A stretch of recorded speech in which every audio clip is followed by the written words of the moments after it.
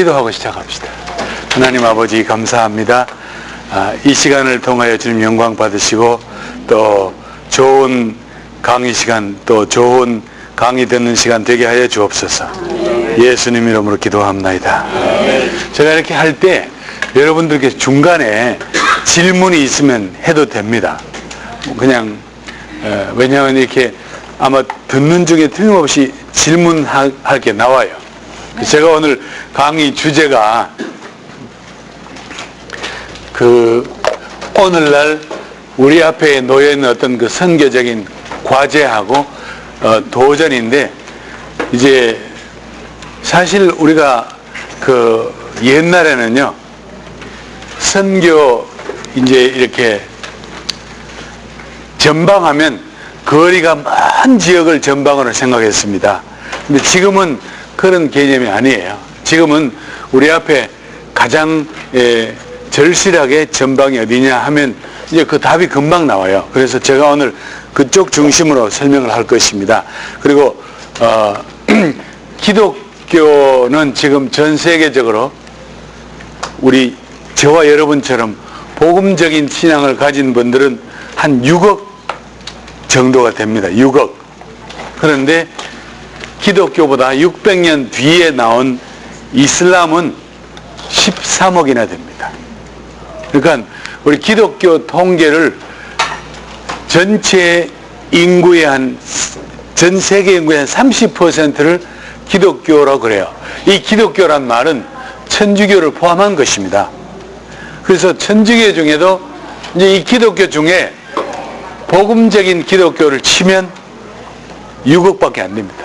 나머지는 뭐 천주교하고 다른 영국 성공회 이런 교, 이게 왜 안 뜹니까, 장모님? 내가 봐야지. 다시 한 번.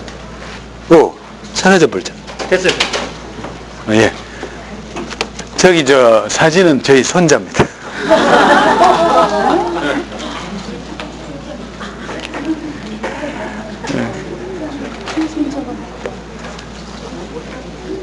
누가 이렇게 전화기에 이렇게 요새는 한국에서 사람들이 전화기에 딴 거 넣지 않고 손자 있는 분 손자 손녀 사진 넣어 다닌다더니 저도 오늘 컴퓨터 바탕화면에 손자 사진에 들어갔네요.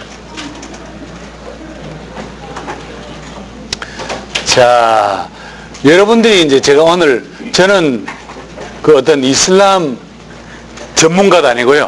이슬람 강의하는 것도 아닌데 제가 이렇게 현대 선교의 과업과 도전 얘기하다 보니까 이슬람을 빼놓을 수가 없어요. 왜냐하면 이게 너무 우리 가까운 데 와 있고 여러 면으로 우리에게 도전이 돼서 제가 이것을 언급할 수밖에 없습니다. 그리고 여러분이 아시다시피 이슬람 종교는요, 이슬람은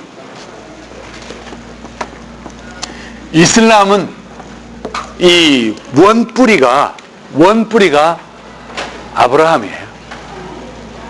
다시 말하면 이슬람의 뿌리는 기독교와 유태교에서 나온 겁니다. 여러분, 이슬람 사람들이 모세를 무사라고 합니다. 아브라함을 이브라임이라고 합니다. 솔로몬을 슐레만이라고 합니다. 또 예수를 이사라고 해요. 그러니까 거의 성경 용어를 그들이 갖다가 쓰는 거예요. 저희가 아프리카에 가서 선교하면서 사람들이, 제가 이제 일하던 곳은 모슬렘 나라인데 가장 이렇게 많이 이렇게 힘들었던 것 중에 하나가 뭔가 하니, 그 나라는, 아프리카는 이슬람권이 아니라도 일부 다처제, 폴리가미, 이게 일부 다처제가 흥해요. 근데 더더구나 종교적으로 이렇게 허락이 되면 훨씬 더 강합니다. 그래서 제가 처음 가서 우리 청년들 보고, 자, 여러분, 어떤 경우에도 한 남자는 한 여자만 아내로 만드세요. 그리고 한 여자는 한 남자의 only wife만 돼서, 이렇게 말했더니 자기들이 물론입니다 그랬어요. 그래가지고 나는 반드시 한 명만 와이프를 얻을 거예요.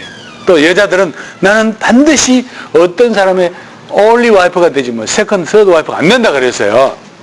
여자들은 그렇다 치고 이렇게 이제 훈련 잘 돼가지고 남자들이 청년이 이제 이렇게 고등학생 때부터 훈련시켜서 얘들이 결혼할 나이가 됐습니다.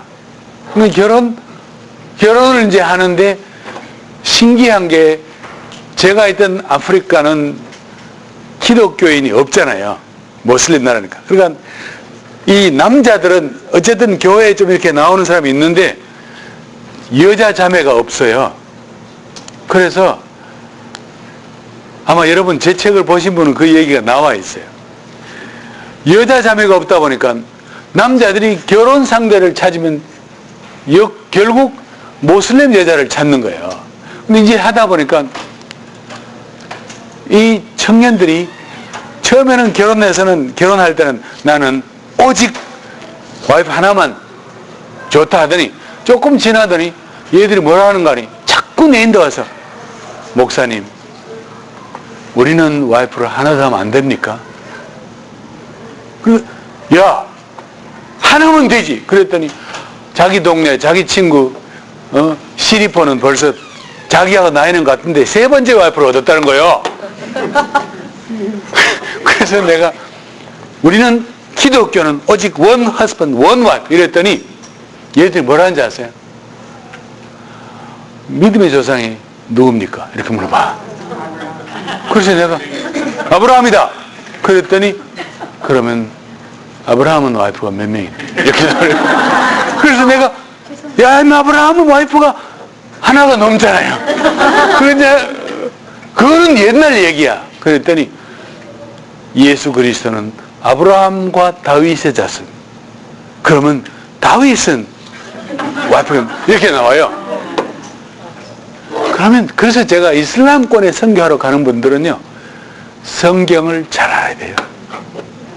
성경을 이들이 이 질문할 때는 그거 가서 실험할 게 아니라 성경 전체를 놓고 설명할 수 있는 실력을 갖고 가야 돼요. 이슬람들은 성경을 왜곡된 걸 너무 많이 알고 있어요. 제가 감비아에 갔더니 청년들이 조금 만났는데 나는 예수를 믿는다는 거예요. 그래서 내가 예수 믿니? 믿는데요.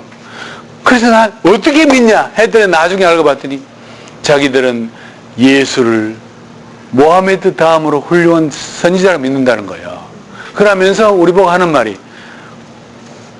성경에도 마호메트가 태어날 것을 예수님이 예언했다는 거예요. 그래서 내가 처음에는 장난으로 그래 네 마음대로 말해라. 그랬더니 있대요. 그 이제 이슬람에서는 신학을 인질에 나온다는 거야. 인질이 그게 어디 있냐 이놈아. 그랬더니 아유 자기 알아보겠다 하더니 가서 무슬림 선생님 만나고 이제 온 답이 예수께서 십자가에 예수께서 이 세상을 떠나기 얼마 전에 예수님이 제자들을 모아놓고 말씀하시기를 내가 가면 또 다른 보혜사를 보낼 것이니 그가 오면 너희에게 의에 대하여 죄에 대하여 그분이 마음에 드는 거예요. 우깁니다. 할 말 없어요. 이제 그러면서 우리도 아브라함 후손이란데 우리도 아브라함 후손이래요. 그래서 이제 아브라함에게 태어난 아들이 둘 아닙니까? 이스마엘. 그런데 우리는 아브라함이 모리아 있는 산에서 아들 이삭을 바치라 그랬지 않습니까?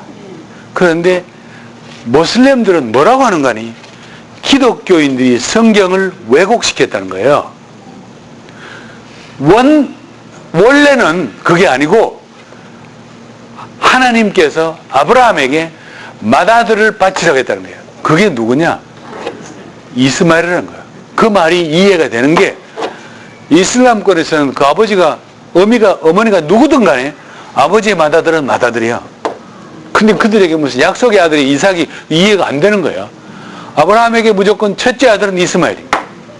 그러니까 지금도 그들은 아브라함의 아들은 이삭이다. 우리는 이삭이다 그러는데 그는 유태인들이 그렇게 바꾸어 놨다는 거예요. 그렇게 성경을 왜곡시켰다는 거예요. 우기면 할 말이 없어요. 끝까지 우깁니다. 우리가 틀렸다는데. 우리보다 600년 늦게 난 이슬람이 우리 보고 우리 성경이 틀렸다고 말하면 할 말이 없습니다. 이렇게 해서 계보가 이렇게 됩니다. 뭐 이런 걸 그냥 참고로 보십시오. 이것도 참고로 보시고요. 자, 이슬람은 아까도 말씀드린 것처럼 기독교보다도 자그마치 600년가량 뒤에 나타난 종교입니다. 그리고 이슬람이 나타날 때가 632년 저 때가 보면 중동의 이 아라비아 반도 이 지역에만 겨우 정말 세상에 아무런 주목을 받지 못하는 가운데 등장한 종교가 이슬람이에요. 그런데 이슬람이 등장할 그 당시에 어떤 문제가 있었는가 하니 기독교는 여러분 아시다시피 초창기에 기독교는 로마의 핍박을 받았습니다. 로마의 핍박을 받다가 로마가 기독교를 인정을 해줬어요. 인정을 하면서 기독교인들이 자유롭게 신앙생활을 하고 그리고 복음이 전파되고 가다가 저때 300년쯤 지나고 난 600년대 주 600년대쯤에서는 어떤 문제가 발생하는 거니 기독교 안에 이단 논쟁이 나옵니다. 대표적인 게 삼위일체 논쟁이에요. 그래서 삼위일체 이단에 대한 얘기들을 해서 사람들에게 성부, 성자, 성령, 삼위의 하나님, 여러분들이 누구인데 가서 삼위일체 하나님을 사람의 지식을 설명하면 이해가 안 됩니다. 안 되지 않습니까? 그래서 사람들이 여러 가지 모양으로 이제 예를 들은 거예요. 성부 하나님은 태양과 같은 것이고, 성자 하나님은 빛과 같은 것이고, 성령 하나님은 열과, 이런 식으로 이제 막 말을 붙여가 해요. 그런데 이게 설명이 조금 잘못되면 이 당시는 그냥 이단으로 지금 저 사람 이단이니까 상대하지 마라. 그게 아니라 이단이면 목이 잘라지는 거예요. 그러니까 말을 설명을 잘못하다가는 완전히 그냥 일가족이 몰살을 당하는 거예요. 그만큼 살벌했어요. 그러니까 기독교인들 사이에 말하지 마. 조심해야 돼. 그냥 믿어. 그냥 성부, 성자, 성령 하나님 이렇게 믿으라고 이제 하고 있을 때 이슬람이 나타난 거예요. 이슬람은 기독교에서 유대교와 기독교에서 뿌리를 뒀기 때문에 기독교적이 많이 알고 있어요. 이슬람이 등장하면서 그들이 무엇을 얘기했는가 하니 기독교처럼 복잡하고 안개처럼 골치 아픈 이런 신학이 아니고 아주 명료하게 유일신 하나님. There is one God. There is no God but one only God. 알라 외에는 다른 신이 없다. 이렇게 딱 했어요. 그러고는 기독교처럼 무슨 교리가 복잡하지도 않고 한 하나님만 믿어요. 한 하나님. 이렇게 나오면서 사람들에게 접근할 때 당신도 아브라함의 자녀고 나도 아브라함의 자녀다. 우리 다 아브라함의 자손이 돼요.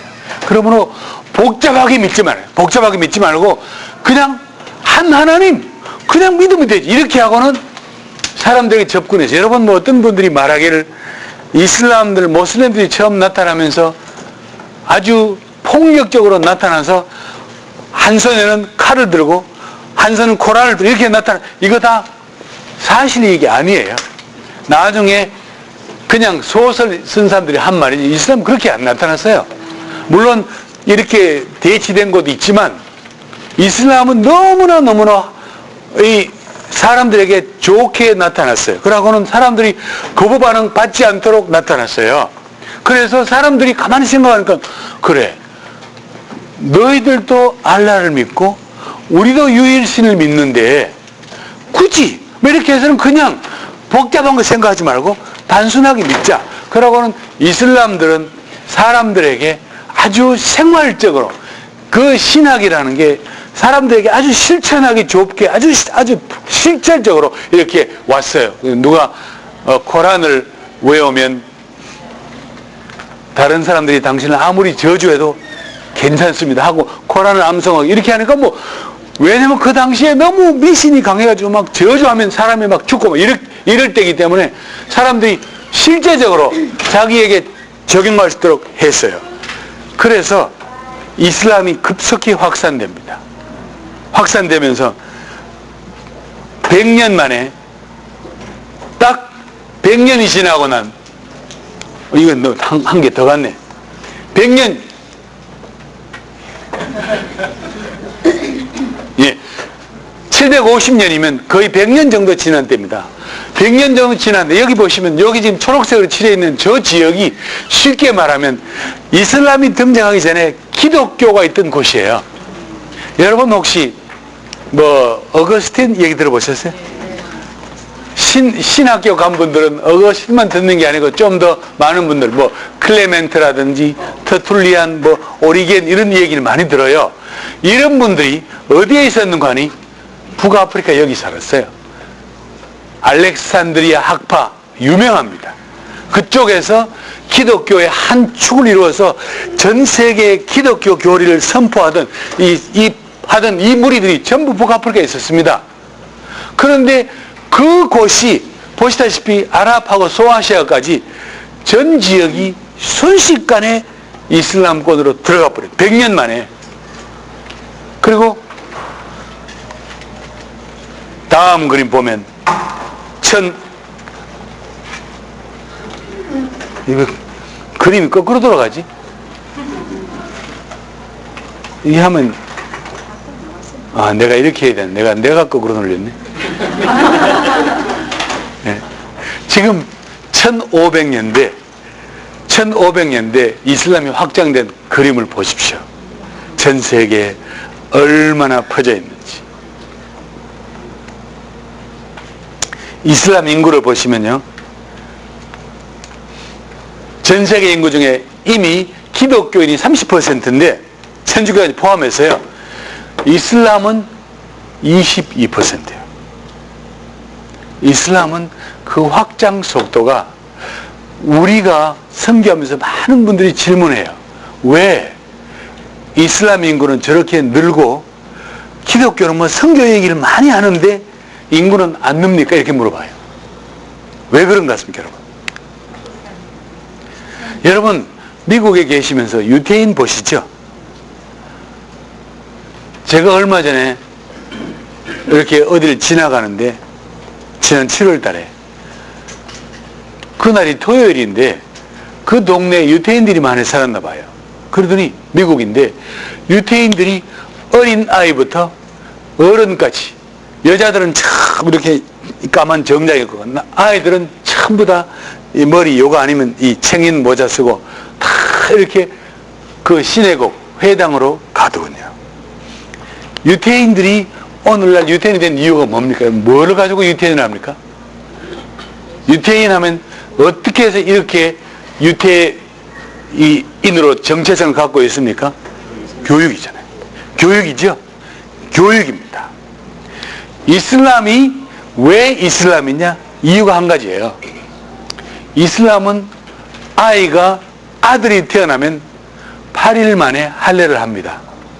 이름을 지어주면 할례를 해요. 그리고 이 아이가 말을 배우면서부터 아버지 무릎에 앉아서 아버지는 이 아이에게 코란을 읽어주게 되어 있습니다. 줘야 돼요. 그리고 이 아이가 걸음마를 시작하면 아버지는 반드시 이 아이를 데리고 기도회에 가요. 그리고 아버지가 기도하는 것을 어릴 때부터 배웁니다. 그래서 이슬람의 아버지는 아버지가 무슬림이면 그 아이들은 반드시 무슬림이 돼요. 그러니까 출산 제한이 없지요. 많이 놓고 신앙을 지킨 반면에 기독교는 그 서구의 인본주의에 물들어 가지고, 여러분 너무 잘 아시잖아요. 유럽은 더합니다. 내가 낳은 아이지만 내가 내 마음대로 아이를 벌을 주거나 강요하지 못하지 않습니까? 못하지요? 서양 부모님이 야놈아, 네가 아버지가 예수 믿는데 네가 당연히 믿어야지. 누가 그럽니까? 안 하잖아요. 여기서부터 무너지는 겁니다. 이 신앙이 이어지지를 않아요.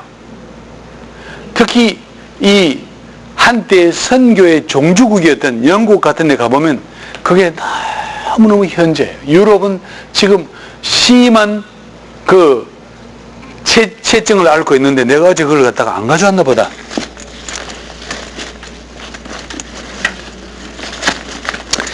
어제 제가 비행기에 오면서 그 승무원이 타임지, 이번 주 타임지 하나를 제게 줬어요. 혹시 보신 분이 계십니까? 그 타임지에 제목이, 표지 제목이 아주 아무것도 없고 맨날 표지 제목이 is 아메리카 해놓고 밑에다가 이슬라모 포비아 이렇게 돼 있어요. 제목이 이렇게 붙어 있어요. 쉽게 말하면 미국은 지금 이슬람 공포증에 빠져 있습니까? 이렇게 물어봤어요. 그게 질문이에요. 그러면서 그 안에 어떤 통계가 나와 있는가 하니 유럽 통계가 나왔더라고요. 유럽이 어떤 과정을 거쳤는가를. 그런데 유럽은, 프랑스는 전 인구의 600만 명가량이 무슬림입니다. 영국은 전 인구의 400만 명가량이 무슬림이에요. 독일은 전 인구의 300만 명가량 무슬림이에요. 무슬림은 그 땅에 와서 계속 아이를 놓습니다. 놓으면 국가에서 아이를 다 책임져줘요. 그렇죠? 근데 영국 사람들, 독일 사람들, 프랑스 사람들은 아기를 안 놓습니다. 그러면 그 땅 안에는 무슬림들이 계속 불어나요. 그리고 이 사건이 몇 년 전에, 작년인가요? 재작년인가요? 프랑스에서 그 아프리카 이주자들 폭동이 일어났어요. 여러분 기억하시나요? 그 폭동을 누가 했는가 하니 알제리안 아프리칸, 또 모로칸 아프리칸, 모로코에서 온 아프리카 사람들, 알제리아에서 온 아프리카 사람들이 수백만 명이 있는데 이 사람들이 폭동을 일으켰는데 프랑스 정부가 그들을 어떤 경우에도 그들을 제어하지 못했습니다. 이미 너무너무 전 지역으로 골고루 그들이 깊이 침투해 들어와 있어서 중앙정부가 컨트롤하지 못하게 되었어요. 하면 할수록 그들은 더 뭉쳐요. 못합니다. 그래서 그거를 보고 다른 영국 나라들이 한 것이 뭔가니 지금부터 유럽에 들어오는 이주자를 통제하자. 그래서 네덜란드 같은 경우는 법을 바꿨습니다. 그래서 EU 안에 있지 않는 외부 사람, 미국 사람 마찬가지예요. 네덜란드 같은 나라에 들어올 길이 없어요. 완전히 법을 바꿔놨어요. 그런데 이미 늦었어. 법은 바꿨지만 이미 안에 들어와 있는 그 많은 무리들을 컨트롤할 수 없는 단계에 들어가 있어요. 자, 제가 이 기사를 가만히 보면서 미국 위스콘신 어떤 지역에, 미국 이야기, 여러분 집에 가서 꼭 보세요. 위스콘신 어떤 지역에 윌슨 커미션 이렇게 커미션 위원회를 열어가지고 우리 지역에 이슬람 사원을 지을까요 말까요 그걸 했는데 사람들이 그냥 겉으로는 뭐 지어 이렇게 나왔어요. 그런데 막상 지으려고 이제 위원회를 모여서 토론을 했더니 그 토론장에는 누가 와 있었는가 하니 그 지역 의사, 아랍권에서는 의사 한 명이 와 있었어요. 그런데 의사가 와 있는데도 불구하고 이슬람 그 현지인들이 뭐라는가 하니 이슬람은 테러의 종교 아닙니까? 이슬람이 우리나라에 들어온 이유는 우리 기독교를 쓸어내려고 온 거 아니에요? 이슬람은 폭력의 종교 아닙니까? 뭐 이런 식으로 계속 나온 거야. 나왔어요.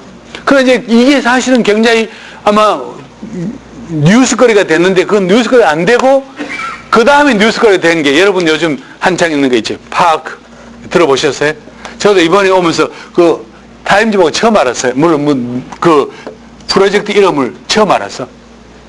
뉴욕 쌍둥이 빌딩 옆에 그라운드 제로 옆에 두 블록 옆에 파크 51 이 프로젝트를 가지고 이슬람들이 거대한 빌딩 모스크를 지으려고 그랬어요. 이거를 이제 신청했는데 대통령이 허가를 해줬어. 아시죠? 대통령이 허가를 해줬어요. 그런데 그 타임즈의 질문이 오바마는 무슬림일까요? 질문 왔어. 그랬더니 그 중에 22%는 오바마는 무슬림이다. 47%는 기독교인이다. 나머지는 모르겠다는 거예요. 그러고 더 재미있는 질문. 미국 국민들을 상대로 조사를 해봤더니 우리가 그라운드 제로 옆에 거대한 모슬렘 센터를 지은데 동의합니까? 하고 물어봐. 페이버, 그 괜찮습니까? 물어봤더니 67%는 안 된다 그랬어요. 안 된다 그랬는데도 불구하고 그 다음 질문. 당신 집 옆에 이슬람 사원인 모스크가 지어지면 페이버 하시겠습니까? 물어봤더니 미국 사람들의 55%가 I don't care 이렇게 나왔어요. 근데 이제 문제는 사람들은 말은 그렇게 하는데 막상 안으로 들어가면 무슨 말이 나오는 거니? 너끼리 얘기해봐 하면 이슬람은 우리에게 테러를 가져오는 종교라는 거야. 이슬람은 우리에게 파괴를 가져온 종교. 이게 이제 미국 사람들 속에 꽉 박혀 있는 거예요. 그래서 미국이 이슬람 공포증이냐 이렇게 했는데, 물론 타임즈 기자는 객관적으로 쓰면서도 부분에 좀 미국 이제 사람들 이걸 보면서 외부에 이런 딜레마로 해서 이런 행동이 나온다 하는 것을 기자 정신을 썼는데, 오늘 이슬람이 퍼져나가는 비율들이, 내가 일단 나중에 한국 얘기도 해드릴게요. 어떤 상황인지, 한국은 어떤 상황인지, 유럽 같은 상황을 보면서 여러분들은 어떤 상황인지를 이해는 할 수 있어요. 지금 뭐 그 뉴욕 그라운드 제로 옆에 미국의 목사님들하고 기독교인들이 가서 막 계속 데모를 해요. 들으셨죠? 데모하지 마라 하는데 이제 어떤 결과가 나올지 모르고, 일단 대통령은 해도 된다는 말을 했으니까 이제 문제가 좀 될 것 같아요. 근데 이 사실을, 이걸 보면요, 이제 우리 선교적인 관점으로 보면 전 세계 선교사들이 있는데, 어제 제가 저녁에, 혹시 여러분 저녁 예배 오신 분들이 계시면 제가 잠깐 언급했는 일이 있어요. 이슬람권 안에 일하는 선교사들은 불과 2%밖에 안 돼요. 어떻게 그럴 수가 있는가? 제가 속한 단체는 최전방의 선교사를 보내는 단체입니다. 그런데 세계 모든 선교 단체들 중에 제가 속한 단체가 이슬람권에 가장 많은 선교사를 보내는 단체가 우리 단체야. 우리는 이슬람권 선교 단체가 아닙니다. 그런데 여러 곳 선교를 보내지만 이슬람권에 머리 숫자로 가장 많이 가 있는 게 제가 속한 단체입니다. 그런데 그러면 몇 명이냐? 800여 명밖에 안 돼요. 우리 단체 중에 800여 명이 이슬람권에가 일하는데 그게 가장 많은 단체로 나와 있어요. 그러면 이해가 되시죠? 20몇만 명 선교사 중에 가장 많이 보내는 단체가 800여 명이면 이게 통계가 이해가 되는 거예요. 물론 들어가기 어렵습니다. 선교지로 들어가는 게 어렵고 힘들고 그런 면이 없지 않습니다. 그러나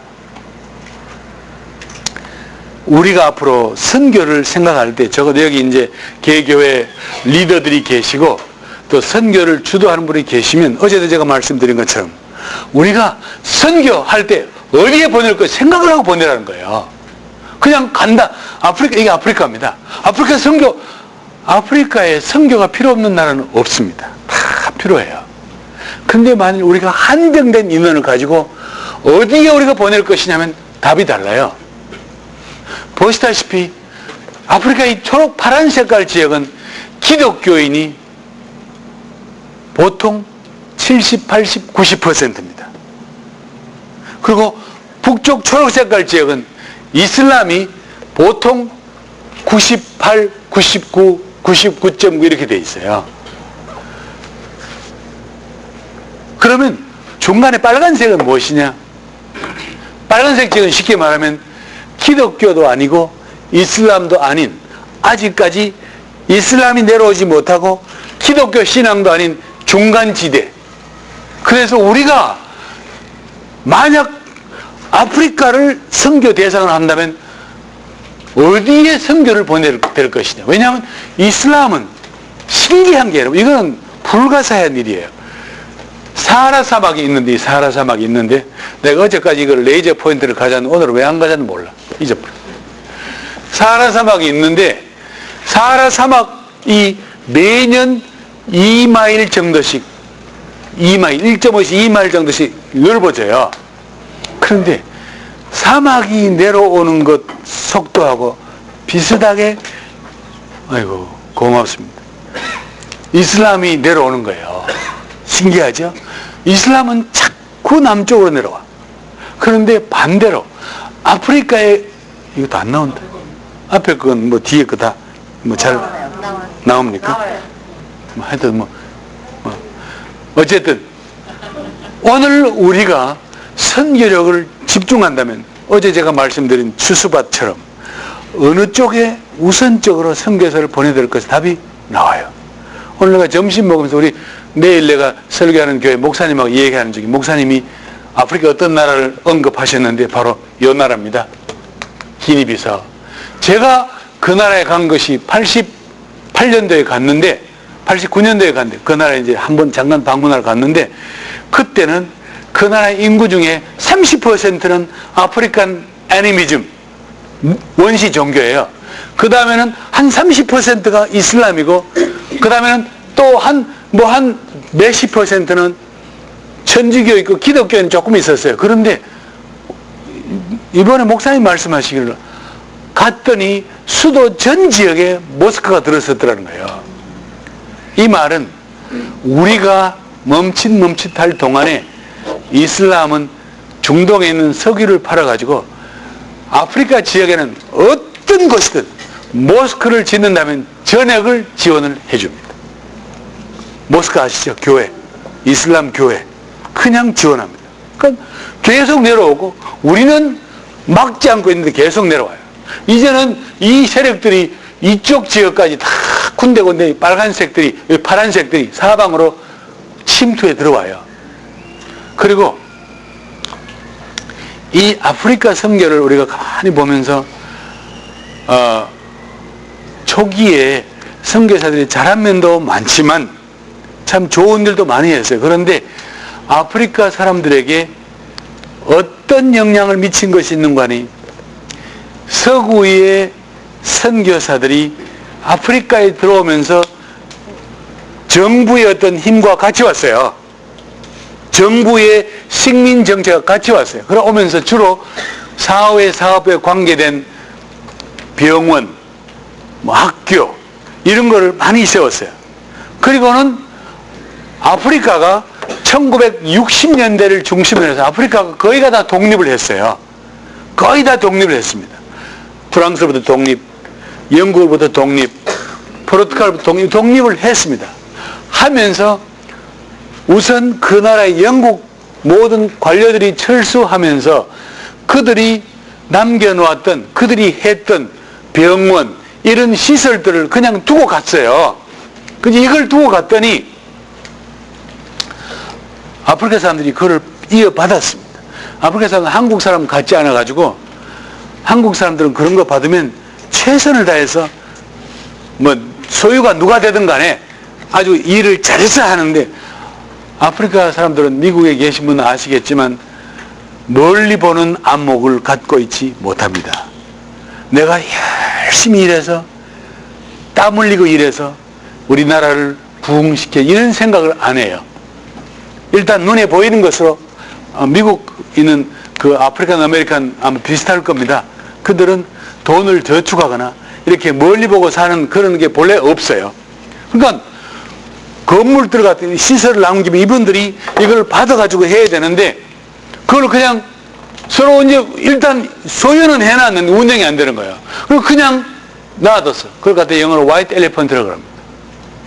백코끼리로. 왜 백코끼리인지 모르겠어요. 하여튼 그렇게 얘기하더라고요. 그냥 이제 놔뒀어요. 그런데 어떤 현상이 벌어졌느냐? 석유가 돈이 되면서, 중동에 석유가 돈이 되면서 이 석유 자본들이 아프리카의 모슬렘 확장으로 밀려오기 시작합니다.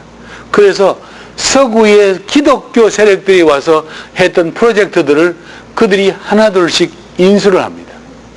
그러니까 인수받는 사람 입장에서 돈이야 늘 누가 왔는데 뭐 옛날에는 기독교는 줬지만 지금은 이슬람 모스카 준들 그게 무슨 상관이냐 하고 다 받았어요. 그래서 그 짧은 기간 동안 많은 이 세력, 많은 지역들이 모슬렘 쪽으로 순식간에 넘어가게 되는 계기가 되었습니다. 그래서 이것을 목도했던 초창기의 선교사들이 이제 와서 뭐라고 하는가 우리 보고, 여러분 앞으로 선교지에 들어가실 때 가능한 한 외부의 자본들이 들어가지 않도록 조심해야 합니다. 이제 얘기하는 거예요. 교회를 세워준다는 거, 이런 거, 병원을 세워준다는 거, 무슨 뭐 이런 프로젝트 중심의 사역들을 할 때는 2번씩 생각해보고 하라는 거예요. 이제서야 그런 얘기를 하는 거예요. 자기들이 경험해봤더니 우리에게 성공보다는 그냥 더 좋지 않은 결과가 더 왔다는 거예요. 어쨌든 아프리카는 지금 그렇습니다. 아프리카는 그렇고, 무슬림 인구를 보시면 이제 이게 610년에는 저기 어떻게 통계가 나왔나 몰라. 그때는 모하메드하고 가족을 통계했겠죠. 조개 통계했습니다. 그런데 10년, 1300년이 지나고 난 1960년대에 가면 무슬림 인구가 4억으로 불어나요. 왜 60년이 저기가 나오는 거 아니? 저 때부터 바로 기름이, 오일이 돈이 되는 거예요. 여러분의 성경에 보면 인류 조상들이 바벨탑을 샀는데 바벨탑을 샀던 시날 평야는 뭐가 많다고 그랬어요? 타르 아스팔트입니다. 역청, 영어로 타르라 그래요. 그게 많다 그랬어요.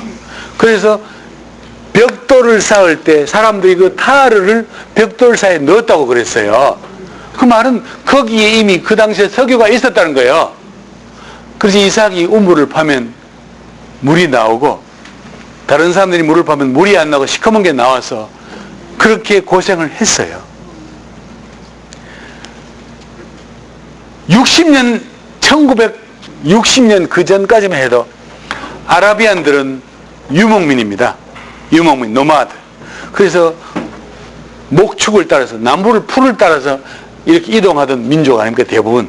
그런데 가보면, 물을 파면 땅속에서 물이 안 나오고 시커먼 물이 나오면 이놈의 땅은 이렇게 했던 곳이 저런 곳입니다.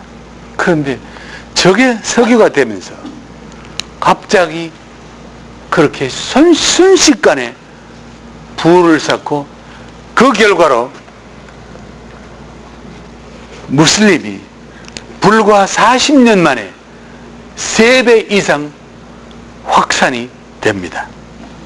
3배 이상. 물론 여러 가지 요인이 있겠지만 이 가운데 누가 뭐래도 중동의 오일 마니가 큰 역할을 했습니다. 아이러니컬하게도 영국 같은 나라의 그 많은 교회들, 매년 수백 개의 교회들이 문을 닫는데요, 이 문을 닫는 교회들을 인수하는, 대부분의 교회들을 인수하는 세력들은 무슬림들이 사는 거예요. 무슬림이 사요. 영국이 이 사실을 알았습니다. 그런데 영국도 너무 늦었어요. 영국의 어떤 도시에 가면 이미 그 도시에 거주하는 대부분의 사람들이 무슬림이에요. 영국의 2번째 큰 도시가 버밍엄입니다. 버밍엄 인구의 거의 절반가량이 무슬림이에요. 영국 중부에 가면 브래드포드라는 도시가 있습니다. 이 도시는 대부분이 모슬렘이에요. 그래서 영국이 지난 몇 년 전에 런던 테러가 터진 적이 있죠. 기억하십니까? 이슬람 과격분자들이 런던 지하철에 테러를 했습니다. 그래서 영국이 그때 깜짝 놀라서, 그때야말로 영국 사람들이 정말로 이슬라모포비아에 걸렸어요. 그래서 더러운 이슬람, 나쁜 놈들, 이래가지고는 영국 사람들이 모스크에 돌을 던지고 불을 지고 그랬습니다. 그러면서 영국 정부에 압력을 넣었어요. 이슬람을 쫓아내라. 영국 정부가 이슬람을 쫓아내기 위하여 조치를 취해봤어요. 그런데 이미 영국에 있는 주요 자본들은 석유 마니가 들어와서 다 잠식된 상태였습니다. 여러분들이 영국 가보시면 대표적인 영국 백화점이 헤로드 백화점 아닙니까? 그건 이미 오래전에 중동 사람이 사버렸어요. 은행에 많은 지분들 뿐 아니라 이걸 다 영국 석유만을 갖고 있기 때문에 속수를 무책임. 그래서 영국 정부가 할 수 있었던 것은 처음에는 영국에 있는 모든 이슬람 성직자를 추방하려고 그랬어요. 그런데 못했습니다. 그 나라에 와 있던 상징적인 이슬람 최고학자 2명인가 그 사람만 비자를 거부하는 것으로 방법이 없어요. 그래서 오늘 유럽이 안고 있는 그 딜레마가 바로 이런 딜레마인데, 이런 것을 우리가 보면서 유럽의 이슬람 통계가 나와 있습니다. 뭐 여러분 아시다시피 유럽은 다 그런 상태고, 독일 같은 나라는 오래전에 2차 대전 이후에 한국에서 간호사를 광부를 데려가듯이 중동에 있는 값싼 남자들을 많이 데려가서 광산에 투입을 했어요. 한국 광부들하고 같이. 그리고 간호사에, 그래서 중동에 있는 터키 이런 쪽 사람들이 수없이 많이 독일로 갔습니다. 그리고 그들은 그곳에 가서 자기 나라와 관계없이 그곳에 가서 정부가 주는 혜택을 받으면서 아이들을 막 낳았습니다. 국가에서는 태어나면 요람부터 무덤까지 책임져 준다니까 그냥 막 놓았는데, 독일 아줌마들은 많이 안 놓고. 그래서 터키 사람들은 지금 뭐라 하는 거 아니, 앞으로 50년이 지나면 독일은 우리 것이 된다, 이렇게 생각하는 거예요. 제가 2002년 월드컵이 있을 때 저는 독일에서 회의를 하고 있었습니다. 그런데 독일 사람이 경기에도 조용히 TV를 봤어요. 그런데 갑자기 도시가 막 빵빵거리고 시끄러우면 그날은 터키가 게임한다. 터키가 경기 있는 날은 막 전 시내가 막 빵빵 터키 경기 있는 거예요. 독일 사람은 안 그래요. 이게 프랑스입니다. 여러분, 아까 제가 말씀드렸죠. 프랑스는 유럽에 있는 모든 나라 중에 가장 이슬람을 많이 보유한 나라가 프랑스입니다. 왜냐하면 북아프리카의 알제리와 모로코와 튀니시아에서 그 많은 사람을 그냥 이렇게 왔어요. 그리고 여러분, 아프리카 사람 중에 알제리나 튀니시아나 모로코 사람들은 모양이 흑인이 아닙니다. 흑인들도 있지만 아랍 모양을 하고 있어요. 그들이 오면, 여러분 혹시 축구를 잘하는 분이 계시면 프랑스의 유명한 축구 선수 지단 아십니까? 지단 얼굴 기억하세요? 그 사람은 흑인 얼굴이 아니에요. 그렇죠? 흑인 얼굴은 백인 모양을 하고 있어요. 그 많은 사람들이 와서 프랑스 여인들과 결혼을 하고 거기서 무리를 만들어서 합니다. 그래서 프랑스에 보면 이미 프랑스의 수많은 지역들이, 한 지역 전체가, 이슬람들은 한 지역에는 꼭 무리를 만들어서 살아요. 왜냐하면 문화 때문에 그렇습니다. 모스크가 있어야 되죠. 고기, 돼지고기 판매 못하게 막아야지요. 술 먹지 못하게 막 이렇게 하다 보니까 모이는 곳이 또 재료도 음식이 다 있어요. 그리고 한국이 한인촌 모이듯이 이슬람 종교들은 이슬람 종교에 따라서 모여요. 그러니까 도시가 형성이 돼요. 그래서 심지어는 그 도시의 군이나 카운티를 대표하는 사람이 이슬람 사람이 뽑혀 나오니 정치가 어떻게 컨트롤 못하는 거예요. 못해요. 그래서 프랑스가 어떤 법을 만들고 싶어도 못 만들어. 지금 이런 상태에 있습니다.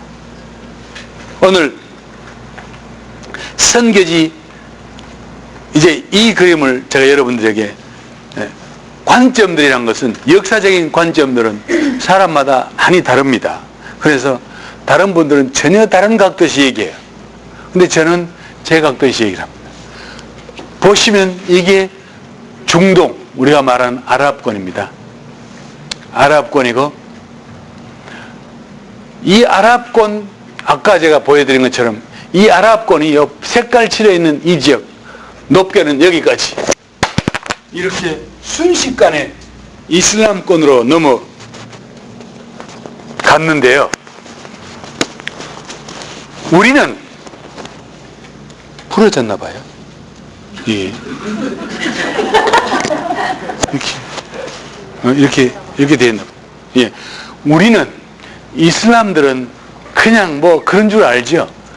이슬람은 아주 전략이 대단한 사람들이에요. 이 사람들이 아까 제가 말씀드린 것처럼 요게 알렉산드리아, 이집트의 알렉산드리아 아닙니까? 대충 됐어요. 됐습니다. 예. 그들이 기독교의 그 당시에 기독교는 양대 산맥이 있었어요. 양대 합파.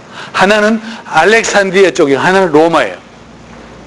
그래서 이 이슬람 세력이 100년 안에 이 남쪽 알렉산드리아를 딱 점령합니다. 딱 점령해서 그 다음 이거 점령하면 끝 아니에요. 그런데 이슬람은 그게 아니에요.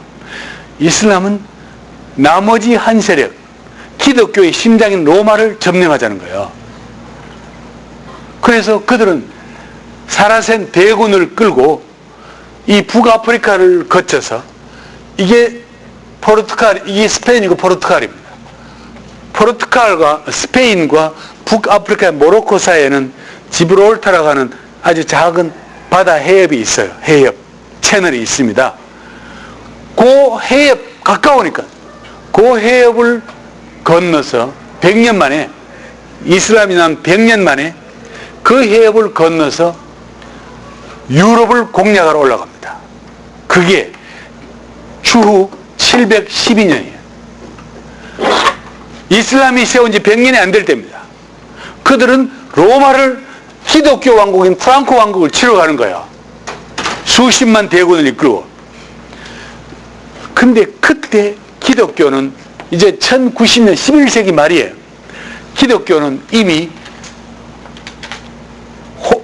그냥 천하태평, 교황의 왕권이, 교황의 권세가 너무너무 높아져 가지고 세속적인 황제 보고 와서 대관을 받으라는 거예요. 그 세속 황제가 왜 내가 당신의 대관을 받습니까? 교황은 나는 하늘의 왕권을 가진, 이렇게 이제 나와서 교황과 세속 황제 사이에 갈등이 생기고 해서 사람들이 도전이 없는 거예요. 그래서 그때부터 우리 서양사에서는 암흑기라 그래요. 기억하십니까? 다크 에이지라 그래요. 물론 여러 가지 다른 얘기도 있지만 그때부터 11세기부터 기독교는 다크 에이지로 들어가요. 왜? 리더가 죽었어. 교회가 죽었어요. 그러니까 사람들이 어떤 생각을 하는가 하니, 물론 여러 가지가 있지만 그 중에 한 가지가 뭔가 하니, 사람들이 도전이 없으니까 우리가 그러면 중동에 예수님이 태어난 성지를 한번 가보자는 거예요. 성지순례라는 말이 나옵니다. 그런데 그 전에 이걸 설명해 줘야지. 이슬람 대군이 유럽을 공략하러 오는데 그게 712년부터 올라왔어요. 그래서 와서 이제 스페인과 포르투갈에 막 이미 모슬렘 사원들을 다 구축해 놓고 프랑스가 고국이 아닙니까? 이게 프랑스 아니에요, 이게? 요게 프랑스거든요. 프랑스를 치러 올라오는데 그제서야 프랑크 왕국에서 기독교 연합부대를 만듭니다. 이슬람 군대는 수십만 명이에요. 그런데 기독교 연합군대는 급조로 만들어 놓고 봤더니 15,000밖에 안 되는 거예요. 그래서 찰스 마르텔이라는 사람 장군에게 이 기독교 연합군대를 당신이 좀 맡아서 북상하는 이슬람 부대를 싸워라 그랬어요. 여러분 15,000하고 수십만하고 상대가 됩니까? 만일에 그때 북상하던 이슬람 부대를 막지 못하면 어떤 문제가 생기느냐. 오늘날 유럽은 없는 거예요.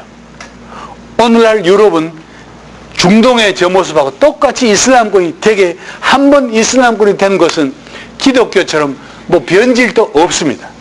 기독교는 기독교 나라 됐다가 그냥 가는데 이슬람은 한 번 되면 다시는 바꿀 길이 없어요. 그게 이슬람이에요. 그런데 하나님의 은혜입니다.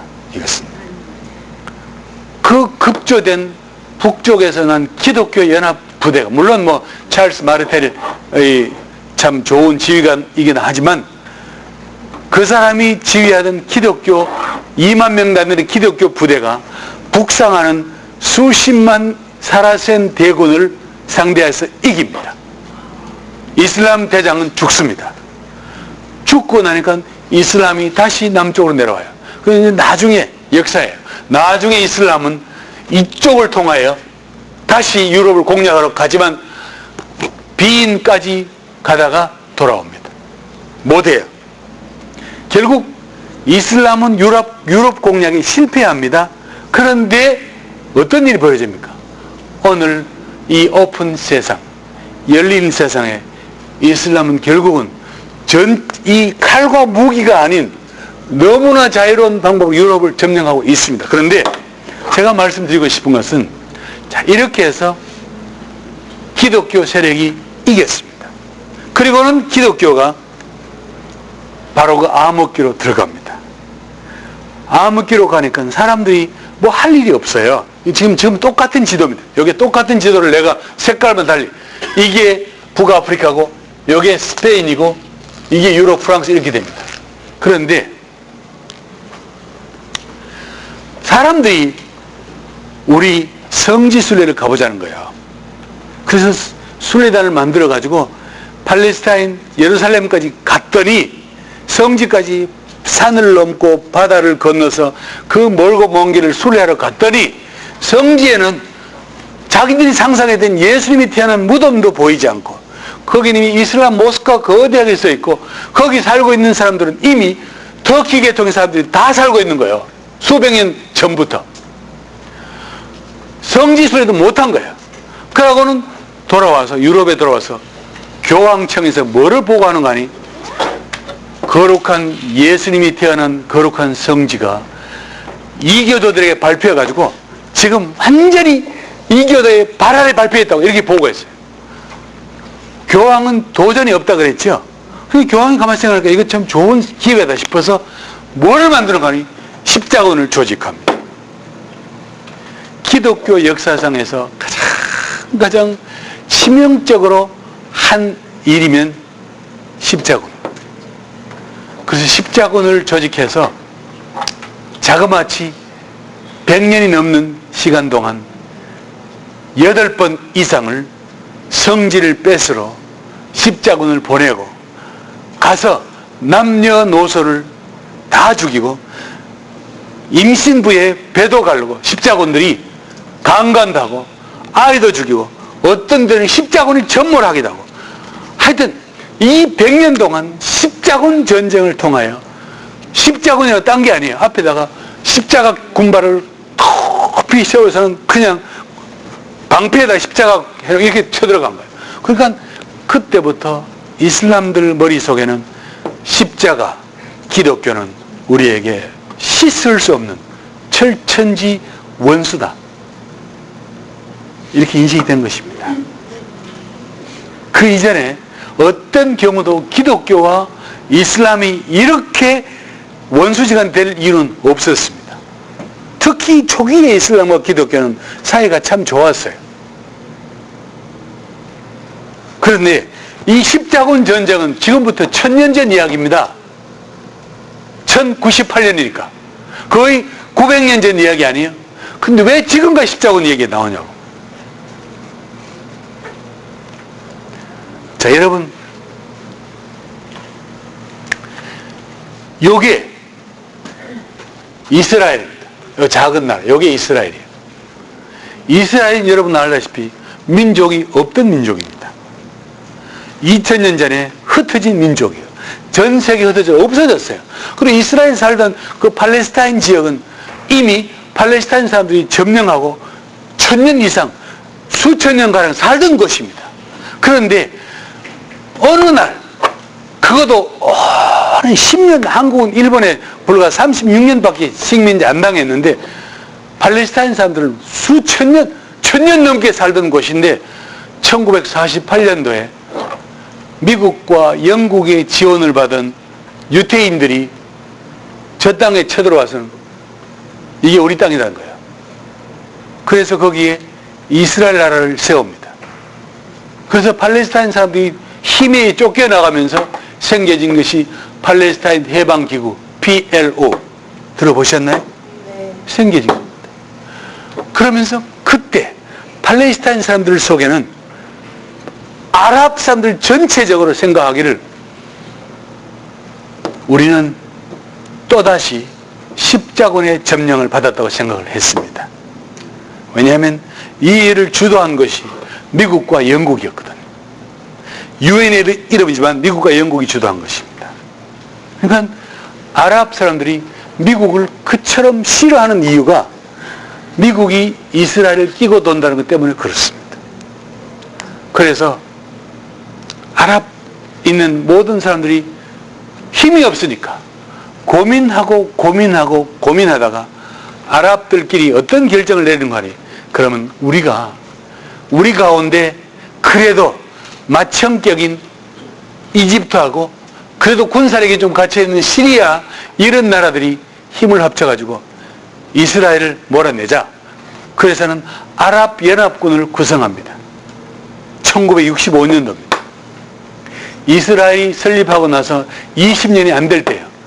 요때 이스라엘을 아랍에서 제거하지 못하면 영원히 못한다. 그래서 에집트의 임금 대통령하고 시리아의 대통령이 죽이 맞아가지고 아랍연합군대를 만들어요. 그래서 이스라엘을 공략합니다.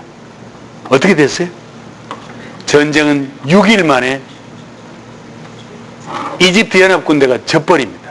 져버리고 진 것만 아니라 이 시나이 반도를 뺏겨버려요. 시나이 반도 이집트 건데 이스라엘 뺏겨버려요. 그리고 이 시리아는 이 동남쪽의 그 비옥한 골란 고원도 뺏겨버려요. 다 뺏겨버려요. 혹대로 갔다가 혹만 2개 붙이고 졌어. 아랍은 너무너무 자존심의 상처를 받았습니다. 그러면서 이스라엘은 점점 더 강하게 무장하고 아무도 손을 보지 못하는 힘으로 자랐습니다.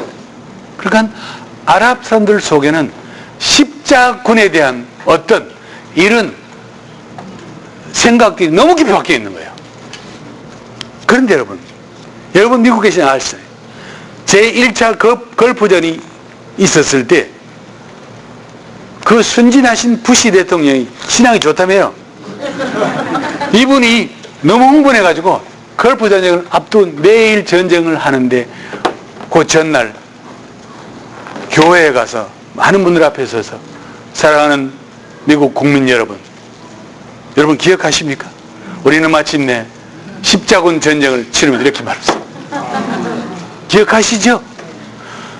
그 말을 듣고 전 이슬람 세계에서 그냥 벌떼같이 일어났는데 그 다음날 대통령 가서 말을 바꿔도 이미 쏟아진 물이요.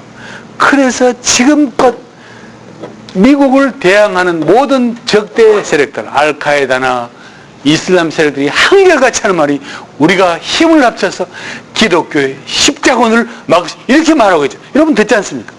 오사마 빈라덴은 입만 열면 기독교 십자군 이렇게 말하거든요. 그겁니다. 이 십자군. 그래서 이슬람 사람들은 기독교인들이 무리를 지어 오는 것은 무조건 무서워합니다.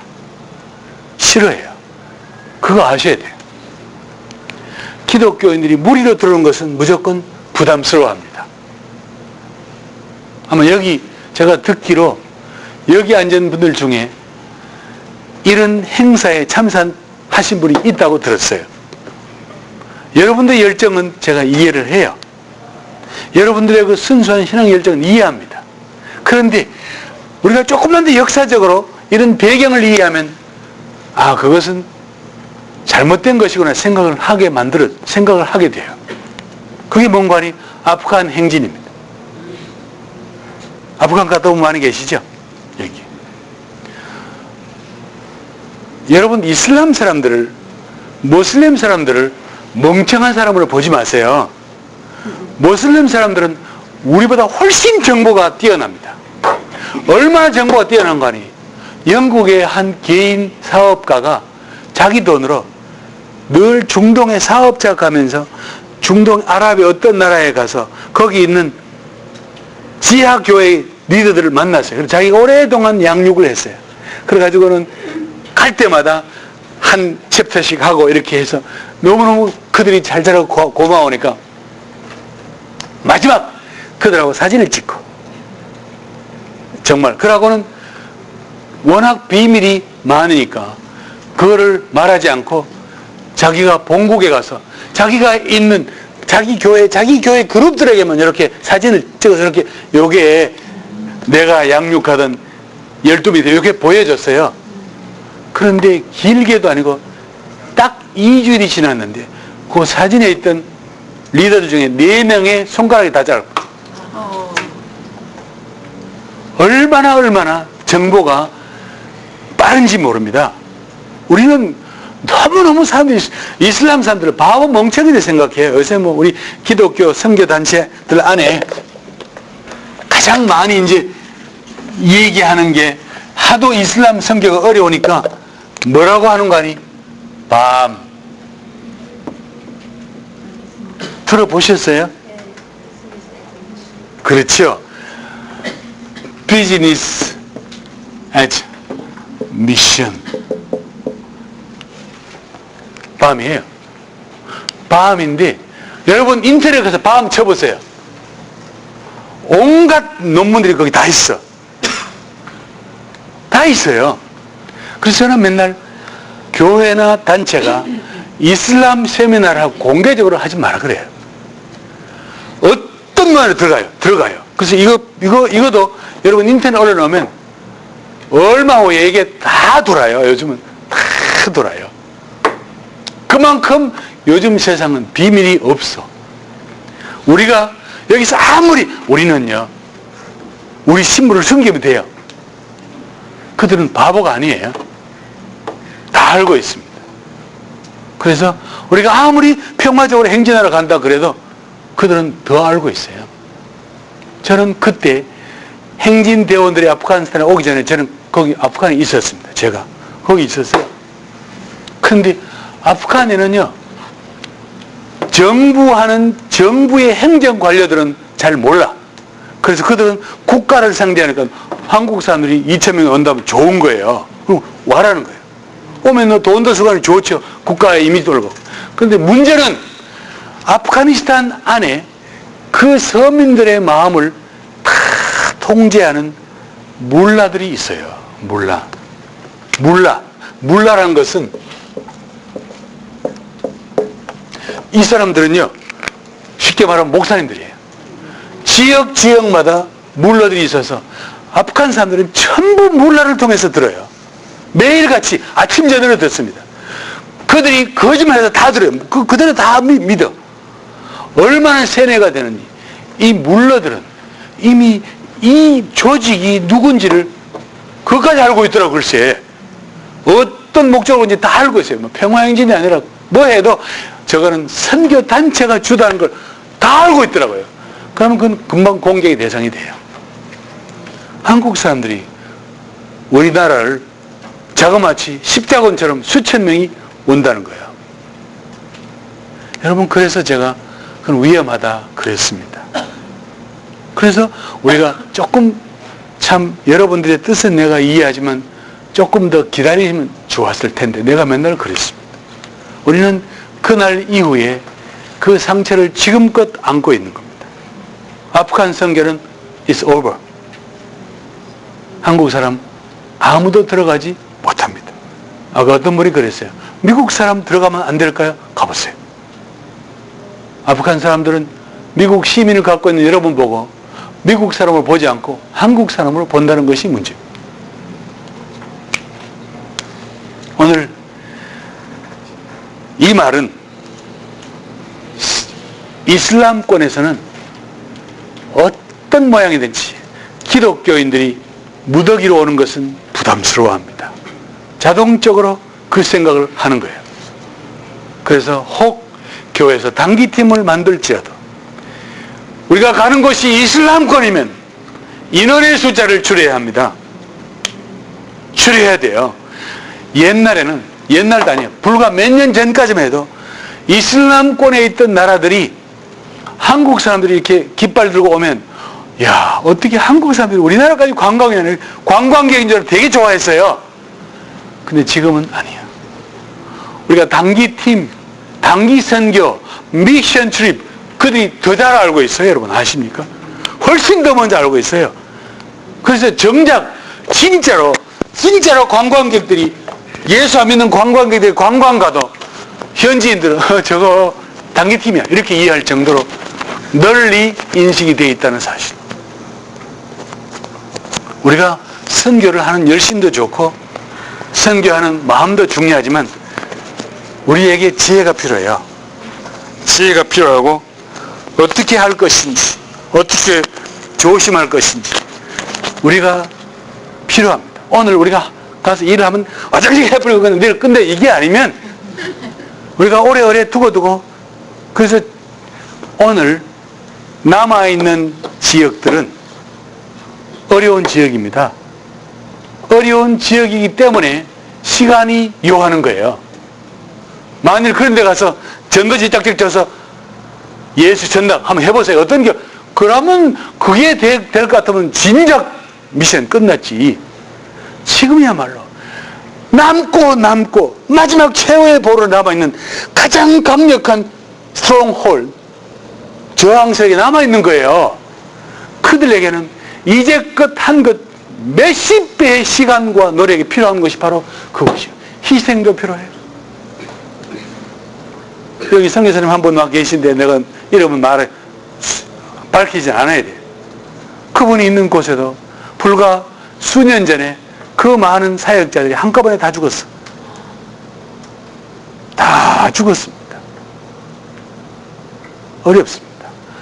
그들 속에, 그들 마음 속에, 그들의 문화 속에, 그들 속에 들어가서 그들을 충분히 알고 나서 정말 야금야금 이렇게 한 명 한 명씩 믿든 안 믿든 내가 알고 있는 복음을 이렇게 나눠줄 수 있는 이런 단계까지 가려면 시간이 필요해요. 그냥 덜렁 쫓아가서 될 일이 아니에요. 그게 그럴 것 같으면 선교 진작 끝났지. 오늘 우리에게 이것을 전략이라고 그럽니다. 자, 시간이 많이 갔네요. 한국 얘기 좀 하겠습니다. 한국 이야기 마칩시다. 한국은 여러분 아시다시피 지금 너무너무 묘하게도 아프간에서 사람이 죽었죠.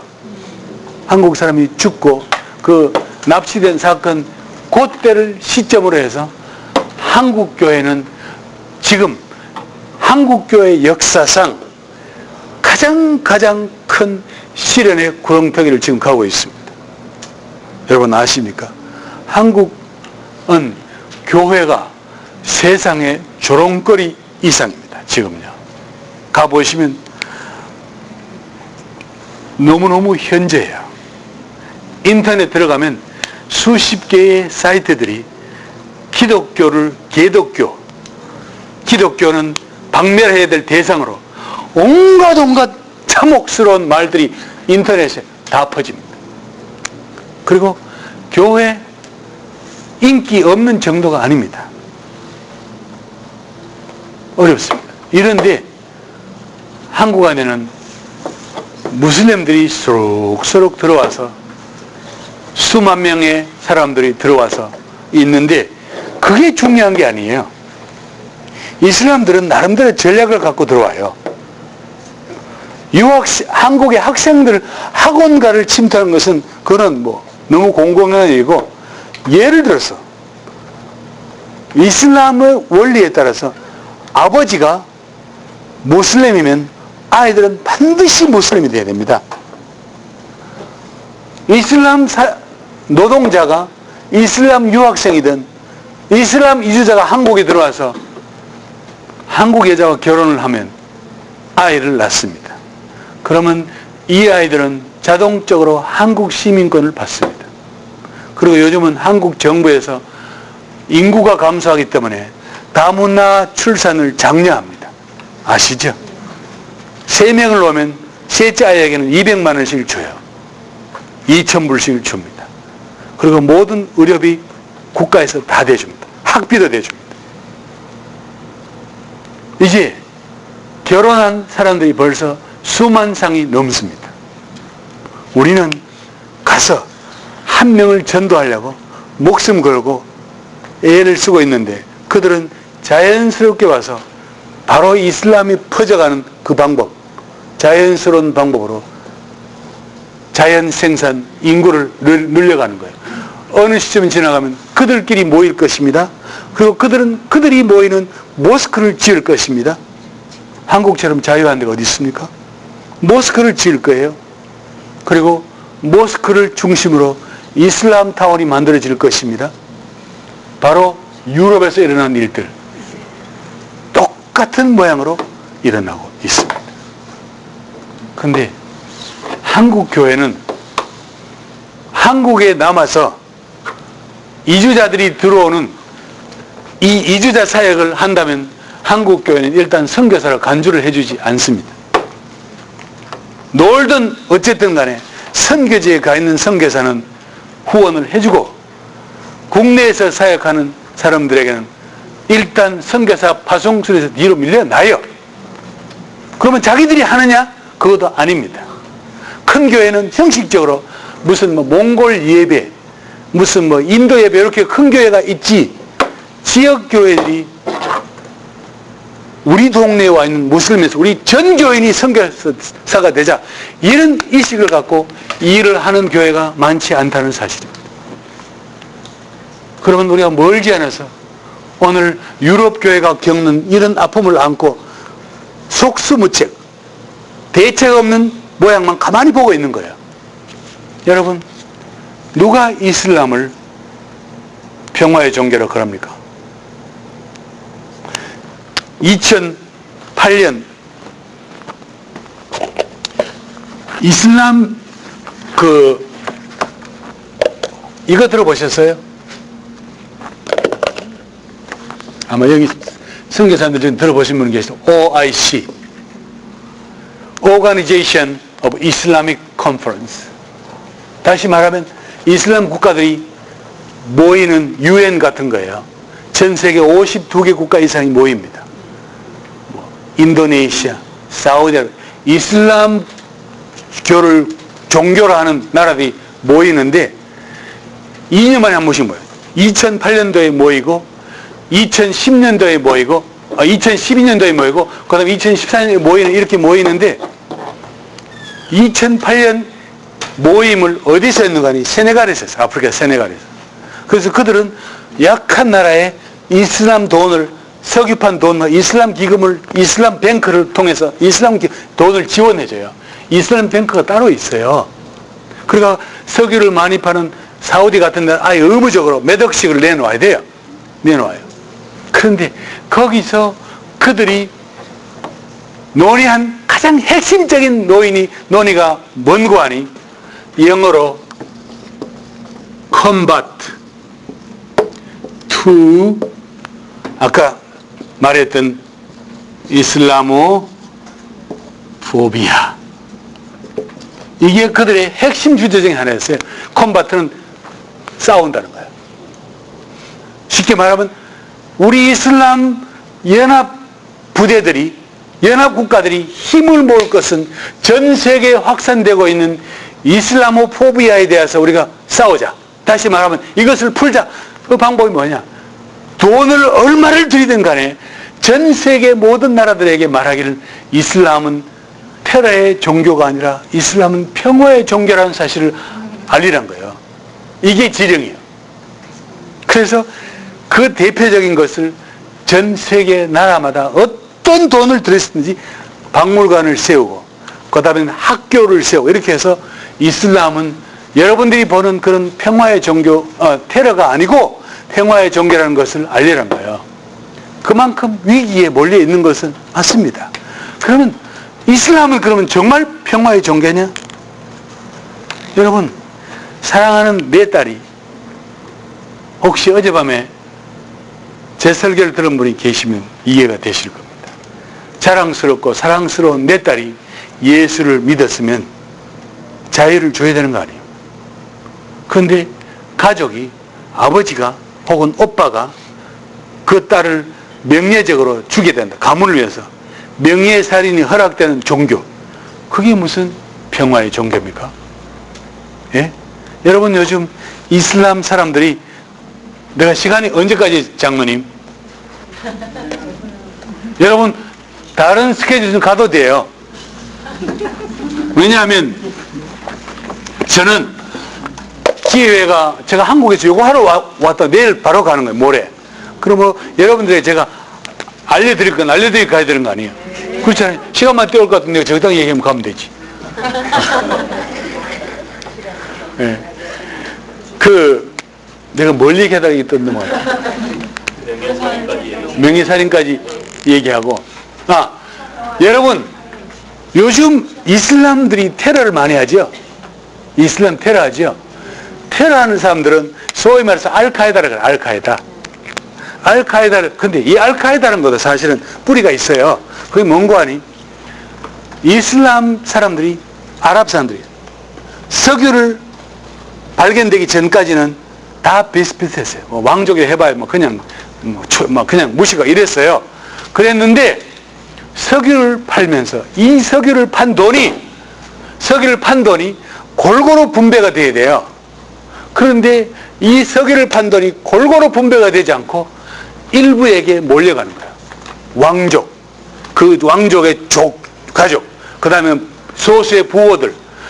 석유를 팔아서 이렇게 돈은 많이 가는데 이 부가 공평지게 배분되지 아니하고 빈민들은 여전히 생기고, 또 한 가지, 석유를 팔면서 아랍 사람의 생활에 변화가 왔는데 그게 뭔가 하니, 이들은 평생을 정착해보지 못했잖아요. 대부분 계속 이동하며 살았기 때문에.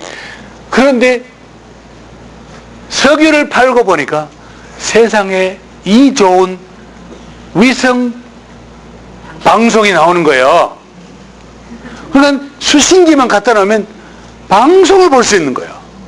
그래서 이동하던 이 유목민들이 유목민 손에다가 방송 이것을 해놓고 방송을 보고 있는 거예요. 그러다 보니까 안 볼 때는 괜찮았는데 자꾸 보다 보니까 사람이라는 것은요, 이 보는 이 시각을 무시하지 못해요. 그래서 젊은 아이들이 서구의 문명에 노출된 거야. 그래가지고는 아랍에서는 여자들이 얼굴도 가리고 다녔는데 서구의 영화를 받으면 그 홀딱벗은 그냥 보고, 사람은 똑같은 거 아니에요. 그러니까 눈이 노라진 거야. 그래가지고는 아이들이 정신들이 해롱해롱해졌어요. 그러니까 이 정치적인 문제, 문화적인 문제, 경제적인 문제가 겹치면서 어떤 문제가 발생하는 거 아니? 이 아랍의 이슬람은 썩었다. 스포일 됐다는 거예요. 그래서 빈민들 중심으로, 가난한 자의 중심으로 마치 좌파가 생기듯이 등장한 것이 이슬람 근본주의자들입니다. 그리고 그들의 행동이 좀 과격해져서 그들을 레디컬 이슬람이라고 그럽니다. 그리고 그들은 너무나 떳떳하게 우리는 이슬람 펀더멘탈리스트라고, 우리는 이슬람이즘, 이슬람주의자라고 그럽니다. 왜냐하면 지금 중동에 있는 이슬람들은 다 썩었다는 거예요. 그래서 그들은 우리가 이슬람에서 뭘 하는 든 그래서 서구화된 이슬람을 빨리 이슬람 원인치로 돌리는 운동이 바로 이 과격파 이슬람 운동이에요. 그러면 그들은, 예, 그들은 동기는 순수합니다. 그렇죠. 동기는 순수해요. 그런데 이제 힘에 붙이니까 이들이 택한 것이 테러입니다.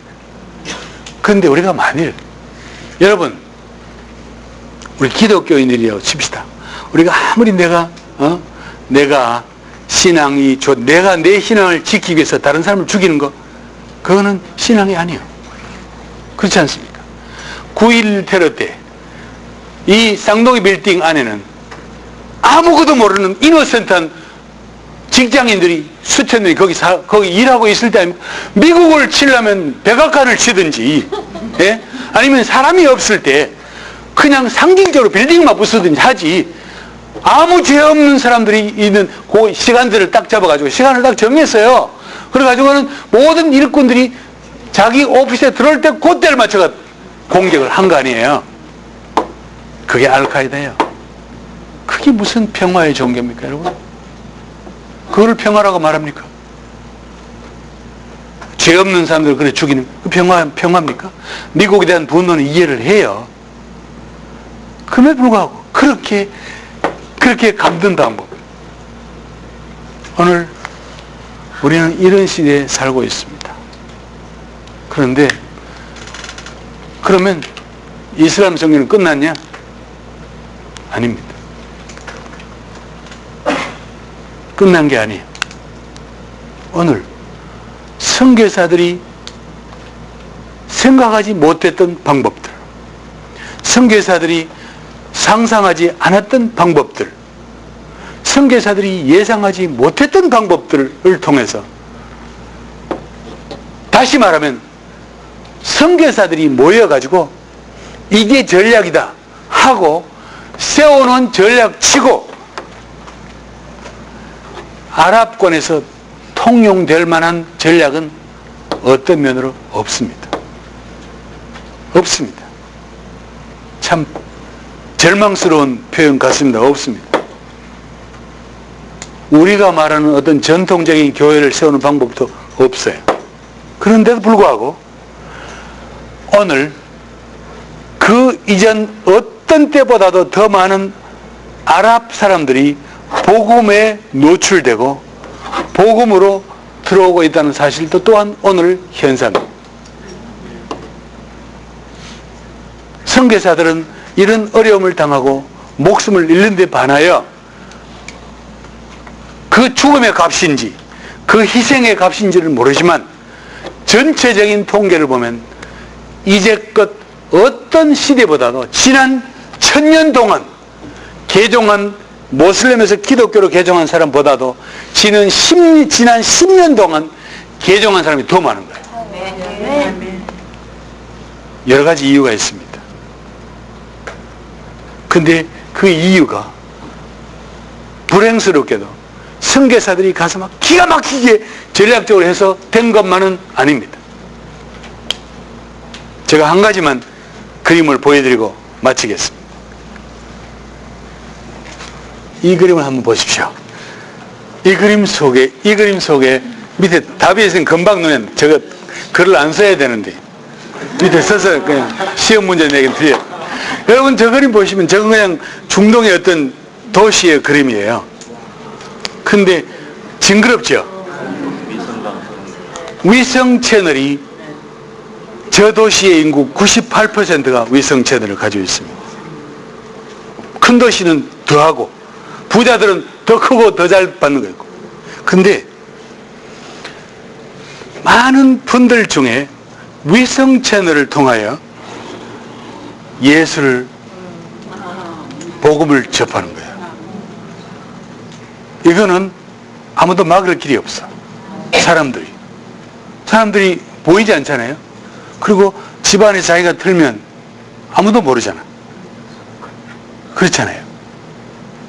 하여간 오늘 이 채널이 생겨질 때 처음에는 라디오로 시작했어요. 그런데 라디오만 계속 아랍 방송을 했는데 얼마 시간이 지나가니까 아랍권에서 먼저 위성 채널을 주면서 기다리는 거야. 그래서 위성 방송을 내보낸 겁니다. 오늘 아마 제가 생각할 때 이 중동 아랍권의 가장 성공적인 선교 전략을 말하면 아무래도 이런 쪽 같기도 합니다. 그리고 전 세계적인 이 통계를 봐도 지금 기독교가 선교가 지금 이렇게 고전한 것 같기도 하지만 그래도 많은 사람들이 복음으로 돌아오고 있다는 사실은 분명합니다. 아멘. 그래서 우리 거기에 힘을 얻고 우리 앞에 닥쳐 있는 이 모든 현실에 너무 겁을 먹을 필요는 없고요.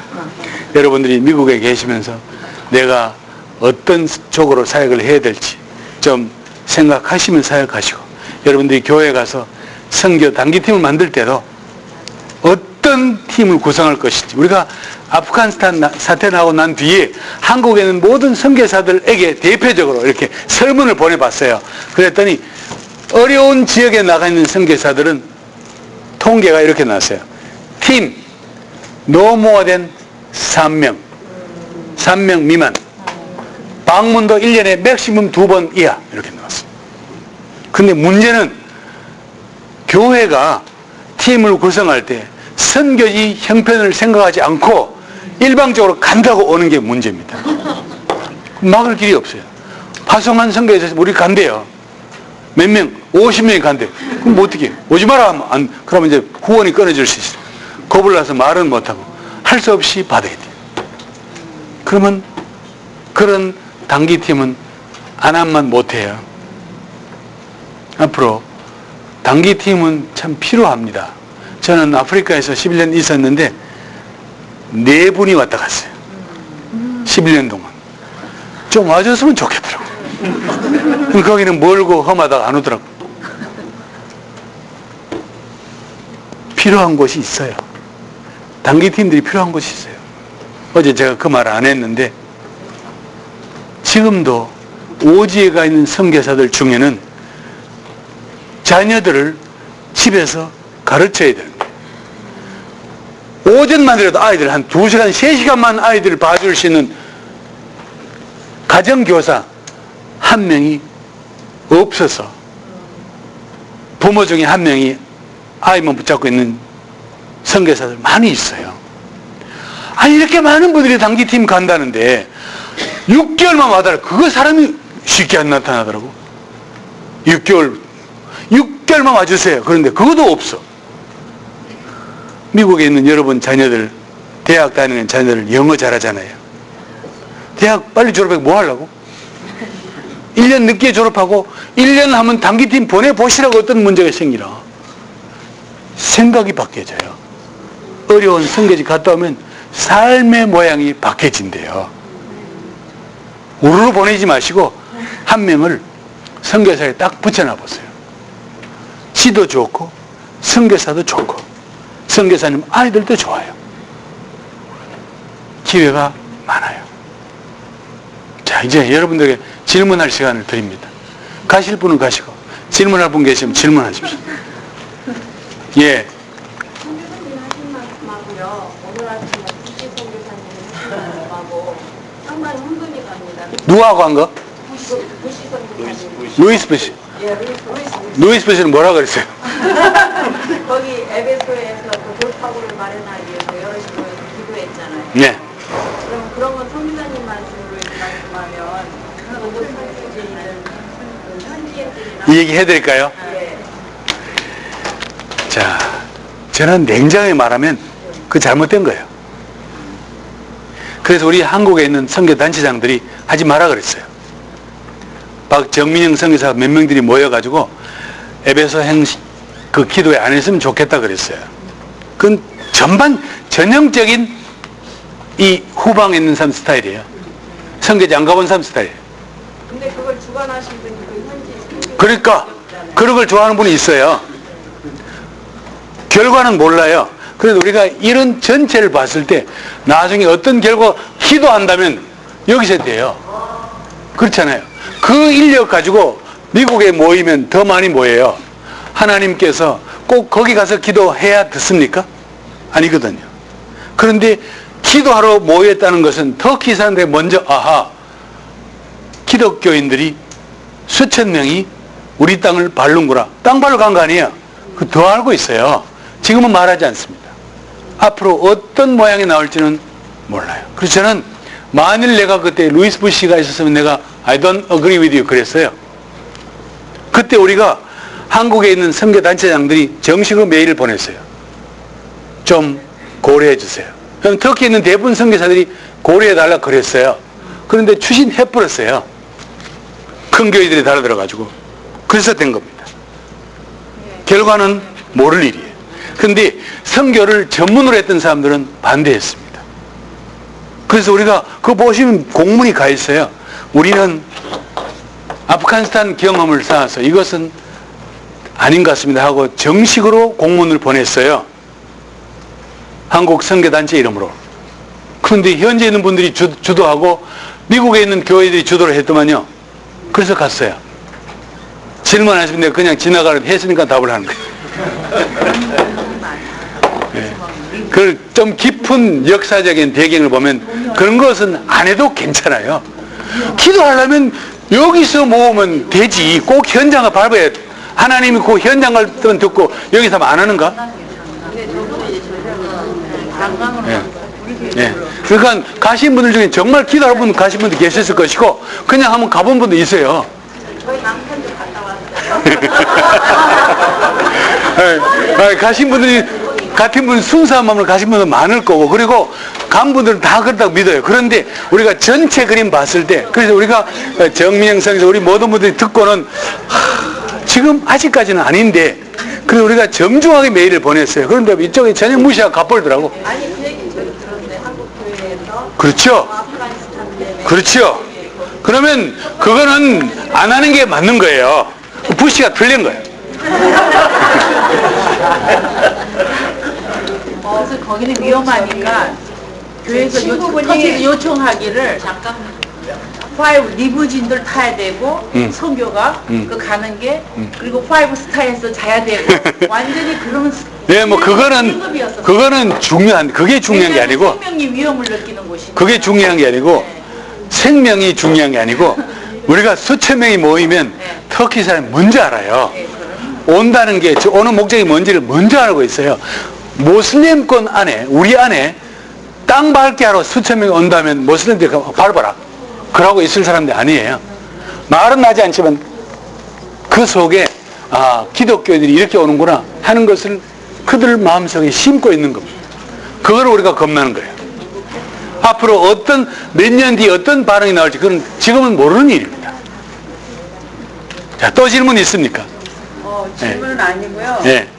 제 친구 선교사님들이 예. 단기 선교팀만 왔다 가면은 굉장히 힘들어해요. 그리고 그 중에서 제 친구 선교사님들 쫓겨났어요. 단기 팀 때문에. 좋지만은 선교사님 말씀하신 것처럼 지혜롭게 컬처를 알고 가시는 것이 도움이 되는 거지 내가 가는 것이 과연 도움이 되는가 안 되는가를 그래. 알고 가실 때 이게 효과가 있는 거지 반드시 간다고 해서 도움이 되는 건 아니라고 저도 봤고 느꼈고 배웠습니다. 예, 맞습니다. 뭐 요새 그래서 선교지에 있는 선교사들은 그 뜨거운 감자라 그래요. 온다는데 오지 말아주지 못하고 오면 행여라도 사고 칠까봐 늘 노심초사 그렇습니다. 근데 이제 목사님 현지 선교지를 하고 있습니다. 목사님들이 장로님이나 목사님들이 리더들이 소규모로 가는 것은 좋습니다. 소규모로 가서 자세히 보고 오는 것은 얼마든지 좋은 일입니다. 예. 또 다른 질문 있사옵니까? 수고하셨습니다. 네, 여러분 감사합니다.